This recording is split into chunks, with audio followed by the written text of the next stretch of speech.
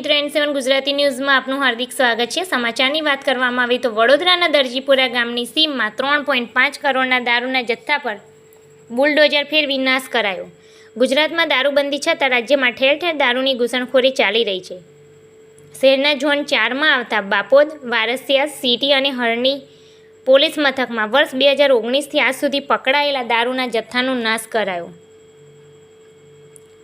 ગુજરાતમાં દારૂબંધી છે છતાં પણ રાજ્યમાં ઠેર ઠેર દારૂની ઘૂસણખોરી ચાલી રહી છે। વડોદરા શહેરના ઝોન 4માં આવતા 4 પોલીસ મથકમાં પકડાયેલા અધધર ₹3.5 કરોડ ઉપરાંતના દારૂના જથ્થાનો ઉચ્ચ અધિકારીઓની હાજરીમાં નાશ કરવામાં આવ્યો છે। વડોદરા શહેરના ઝોન 4માં આવતા બાપોદ, વારસિયા, સિટી અને હરણી પોલીસ મથકમાં વર્ષ 2019થી આજ દિન સુધી પકડાયેલા ₹3.5 કરોડનો ભારતીય બનાવટનો વિદેશી દારૂનો શહેરના દરજીપુરા ગામની સીમમાં આવેલી ગોચરવાડી જમીનમાં જથ્થાનો ઉચ્ચ અધિકારીઓની હાજરીમાં બુલડોઝર ફેરવવામાં આવ્યું હતું, જેને જોવા માટે લોકો પણ આવ્યા હતા। વડોદરા પોલીસ ઝોન 4ના ડીસીપી પન્ના મોમાયાએ જણાવ્યું કે શહેરના વારસિયા, બાપોદ, સિટી, હરણી પોલીસ સ્ટેશન દ્વારા પકડાયેલા દારૂનો નાશ કરવામાં આવ્યો છે।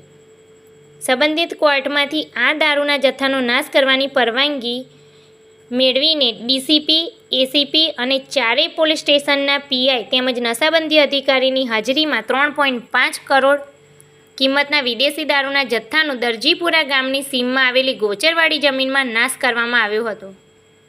ઉલ્લેખનીય છે કે અવારનવાર વડોદરા સહિત સમગ્ર રાજ્યમાં સરહદી રાજ્યો મધ્યપ્રદેશ, રાજસ્થાન, મહારાષ્ટ્રથી ગુજરાતમાં દારૂની ઘૂસણખોરી કરવામાં આવતી હોય છે।